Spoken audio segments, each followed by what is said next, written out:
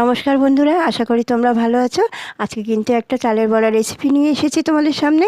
দেখো, চালটাকে ভালো করে ধুয়ে পরিষ্কার করে ছাড়িয়ে তার কাতটা বার করে নেবে। আর তার আগে কিন্তু 10 মিনিট আগে আমি একটু সুজি ভালো করে উষ্ণ জলে ভিজিয়ে রেখেছিলাম। তারপর সেই তালের কাতের মধ্যে লবণ দেবে, পরিমাণ মতন সবই দেবে, যেরকম লাগে সেরকমই দেবে। লবণ, চিনি একটু গুঁড়ো করে দিতে পারো, তাহলে খুব ভালো হবে, মিশে যাবে দারুণভাবে।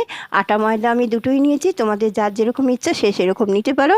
নিয়ে ভালো করে মেখে আধ ঘন্টা রেখে দেবে।